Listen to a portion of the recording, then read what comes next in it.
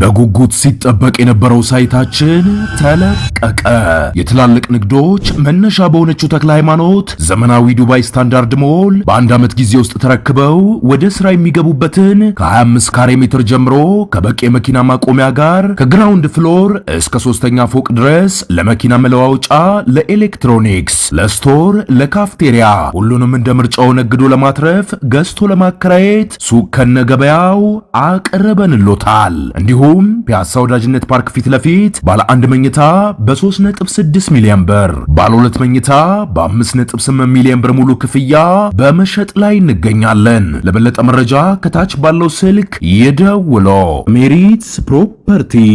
ሰላም ጤና ይስጥልኝ። የተወደዳችሁ የሰለዳ ሚዲያ አድማጭ ተመልካቾቻችን እንዴት ቆያችሁ? ለዕለቱ መራርጠን ወደ እናንተ ለማድረስ ያዘጋጀናቸው አዳዲስ ትኩስና ወቅታዊ መረጃዎችን ይዘን ቀርበናል። መረጃዎቻችን እየተከታተላችሁ እስከ ፕሮግራማችን ፍጻሜ ከኛ ጋር እንድትቆዩ ከወዲሁ በታላቅ አክብሮት ጋብዛለሁኝ። የትግራይ ክልል ጊዜያዊ አስተዳደር ፕሬዝዳንት ሌተናል ጀነራል ታደሰ ወረደ ምንም ቢፈጠር ከትግራይ አልወጣም ከስልጣን የማልለቅም ሲሉ አስታወቁ። የትግራይ ክልል ጊዜያዊ አስተዳደር ፕሬዝዳንት ሌተናል ጀነራል ታደሰ ወረደ ትናንትና ማምሻው ላይ ለሚዲያዎች በሰጡት ይፋዊ መግለጫ በፌደራል መንግስቱ የተራዘመላቸው ስልጣን የህወሓት አመራሮች ባይቀበሉትም እንኳን እሳቸው በስልጣናቸው እንደሚቀጥሉ ተናግረዋል። ጀነራል ታደሰ ወረደ እንደገለጹት ከፌደራል መንግስት የሚሰጣቸው ስልጣን እንደማይቀበሉት በሚዲያ ወጥተው እንዲናገሩ በህወሓቶች ተጠይቀው እንደነበር የገለጹ ሲሆን ይህ ግን በፍጹም እንዳልተቀበሉት ገልጸዋል። ጀነራል ታደሰ ወረደ ስልጣን አልቀበልም ማለት የህፃን ጨዋታ ነው ሲሉ ማጣጥለውታል። ጀነራል ታደሰ ወረደ የህወሓት ሰዎች ስልጣን አልቀበልም የማለት መብት እንዳላቸው የገለጹ ሲሆን አንተ አልቀበልም በል ግን አይባልም ሲሉም የህወሓቶችን ሐሳብ ውድቅ አድርገውታል። ይህንን ሐሳብም ትግራይ ክልል ውስጥ ሆነው እንደሚታገሉትና ክልሉን ለህወሓት ቡድን ለቀው እንደማይወጡ አስታውቀዋል። በመጨረሻም ፕሬዝዳንቱ የማህበራዊ ሚዲያ ውሾች ቀጥሮ በመጮህ እኔን ከስልጣን የሚያስወግደኝ የለም ሲሉም አስጠንቅቀዋል። በአምቦ ከተማ ሲንቀሳቀስ የነበረው አስፈሪው የዘራፊዎች ቡድን ላይ እርምጃ መጀመሩ አክቲቪስት ናትናኤል መኮንን አስታወቀ። በአምቦ ከተማ ነዋሪዎች ላይ ድብደባና ዘረፋ ሲፈጽም የነበረው የተደራጀ የወንጀል ቡድን በጸጥታ ኃይሎች ብርቱ ክትትል በቁጥጥር ስር መዋል ጀምሯል ሲል አክቲቪስት ናትናኤል መኮንን አስታውቋል። የአምቦ ከተማ ፖሊስ ባደረገው ኦፕሬሽን ሚያዝያ 1 2018 ዓ.ም 3 ዋና ተጠርጣሪዎችን በቁጥጥር ስር መዋላቸው ያስታወቀው አክቲቪስቱ እነሱም ታከለ ዶሮ ቢሩ፣ ቻሩ ወይም ቶክማ ካባና ገመቹ ጅራታ መንገሻ የተባሉ ግለሰቦች ሆኖ በአሁኑ ሰዓት በአምቦ ከተማ ፖሊስ መምሪያ የምርመራ መዝገብ እንደተከፈተባቸውም አያይዞ ገልጿል። አክቲቪስቱ የቡድኑ አስተባባሪ ተብሎ የሚጠረጠረው ካሳዬ ቀነኒሳና ግብረ አበሩ አብዲሳ ጉደታ ለጊዜው ያመለጡ ቢሆንም ፖሊስ በየጫካውና በየመሸሸጊያው እያደናቸው ይገኛል ሲልም በማህበራዊ ትስስር ገጹ አስታውቋል። እነዚህ የህዝብ ሰላም ነሺዎች የትም ሊሸሸጉ አይገባም። በከተማዋም ሆነ በገጠር አካባቢ እነዚህ ግለሰቦች ያያችሁ ወይም ያሉበትን የምታውቁ ወገኖች አቅራቢያችሁ ለሚገኝ የፖሊስ ጣቢያ ጥቆማ በመስጠት የዜግነት ግዴታችሁ እንድትወጡ ጥሪ ተላልፈዋል ሲልም የአምቦን ህዝብ አሳስበዋል። አክቲቪስቱ በትናንትናው ዕለት ካሳዬ ቀነኒሳ የተባለ ግለሰብ ያደራጃቸው 120 የተባለ ቡድን የአምቦን ህዝብ እየደበደበና እያሰቃየ እንደሆነ መረጃዎች ደርሶኛል በማለት የጽሁፍና የቪዲዮ መረጃዎችን ማጋራቱ ይታወሳል።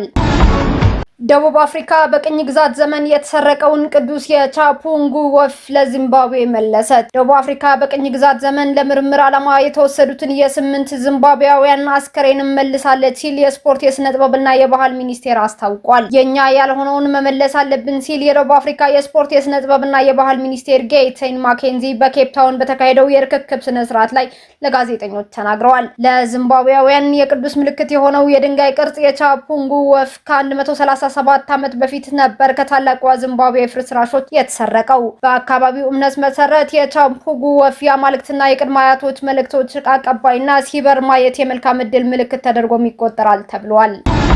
ሩሲያ የቻይናን የኃይል አቅርቦት እጥረት እንደምትተካ አረጋገጠች። በመካከለኛው ምስራቅ የተቀሰቀሰውን ጦርነት ቁልፍ በሆነው የሆርሙዝ የባህር መስመር ላይ የንግድ መርከቦች እንቅስቃሴን አስተጓጉሏል። ይህንን ተከትሎ ሩሲያ ለቻይና የምታቀርበውን የኃይል አቅርቦት ለማሟላት ዝግጁ መሆኗን አስታውቃለች። በቻይና የሁለት ቀናት ይፋዊ ጉብኝት እያደረጉ ያሉት የሩሲያው የውጭ ጉዳይ ሚኒስትር ሰርጌይ ላቭሮቭ ዛሬ በሰጡት መግለጫ ሀገራቸው ለቻይናም ሆነ ከሩሲያ ጋር ለመስራት ፍላጎት ላላቸው ወገኖች የተፈጠረውን የኃይል አቅርቦት ችግር ያለምንም ጥርጥር እንደምትተካ አረጋግጠዋል። ሚኒስትሩ ከፕሬዝዳንት ሺ ጂንፒንግ ጋር በነበራቸው ቆይታ የሁለት ሀገራት ግንኙነት በማንኛውም ማዕበል የማይናወጥ መሆኑን ገልጸዋል። ይህ ጥብቅ ወዳጅነት ስለ ዓለም መረጋጋትና ሰላምን ለሚሹ ወገኖች ሁሉ ከጊዜ ወደ ጊዜ ወሳኝ የሆነ መምጣቱንም አስረድተዋል። ሞስኮ እና ቤጂንግ ለዓለም መረጋጋት የሚጫወቱትን ሚና ከፍተኛ መሆኑን ሚኒስትሩ አብራርተዋል።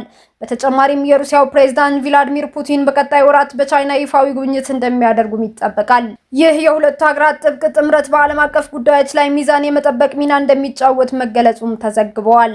ከዚሁ ከሩሲያ መረጃዎች ሳንወጣ ሩሲያ በብሪክስ ሀገራት መካከል የጋራ የመጠባበቂያ ምግብ ክምችት ዘዴ እንዲመሰረት ሀሳብ አቅርባለች። በዓለም አቀፍ ደረጃ እየታየ የመጣውን የምግብ ዋስትና ስጋት ለመቀነስና የገበያ መረጋጋትን ለመፍጠር ሩሲያ በብሪክስ ሀገራትና በቀጠናዊ አጋሮች በጋራ የሚመራ የመጠባበቂያ ምግብ ክምችት ዘዴ እንዲመሰረት የሚያስችል ሀሳብ አቅርባለች።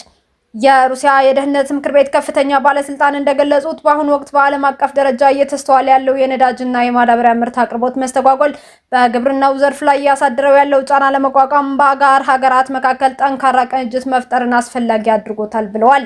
በተለይም በመካከለኛው ምስራቅ ያገረሸው ግጭት የማዳበሪያው ንግድ ዋነኛ መስመር የሆነው የሆርሙዝ የባህር ሰርጥን እንዲዘጋ በማድረጉ ለሰብል ምርታማነት ወሳኝ በሆነው የማዳበሪያ አቅርቦት ላይ ከፍተኛ ተጽዕኖ ማሳረፉም ተመላክቷል።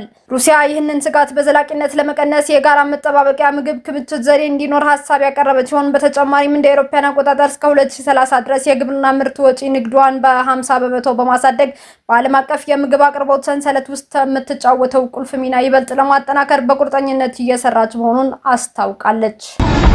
የፓኪስታን ጠቅላይ ሚኒስትር ወደ ሳውዲ አረቢያና ቱርክ ሊያቀኑ እንደሆነ ተነገረ። ጠቅላይ ሚኒስትር ሻህባዝ ሻሪፍ በአሜሪካና በኢራን መካከል የሚካሄደውን ሁለተኛ ዙር የሰላም ድርድር ለማሳለጥ በዚህ ሳምንት ወደ ሳውዲ አረቢያና ቱርክ ጉብኝት እንደሚያደርጉ አስታውቋል። ጠቅላይ ሚኒስትሩ ወደ ሪያድና አንካራ የሚያደርጉት ጉዞ ሌሎች ቀጠናዊ አሸማጋዮችን በማሳተፍ ለቀጣዩ ድርድር ጠንካራ መሰረት ለመጣል ያለመ መሆኑን ተናግረዋል። በአሁኑ ወቅት በስራ ላይ ያለው የሁለት ሳምንታት የተኩስ አቁም ስምምነት ዲፕሎማሲያዊ ንግግሮች እንዲቀጥሉ እድል የፈጠረ ሲሆን ፓኪስታን ይህ እድል ወደ ዘላቂ ሰላም እንዲያመራ እየሰራችም ትገኛለች። ከሳውዲ አረቢያና ቱርክ መሪዎች ጋር የሚደረገው ምክክር በኢስላማባድ ይካሄዳል ተብሎ ለሚጠበቀው ሁለተኛ ዙር የአሜሪካ ኢራን ድርድር ወሳኝ ግብዓት እንደሚሆንም ይጠበቃል። በተለይም የሳውዲ አረቢያና የቱርክ ድጋፍ መገኘት ለድርድሩ ስኬታማነት ትልቅ ሚና እንደሚኖረው ዲፕሎማቶች በመግለጽ ላይ ይገኛሉ።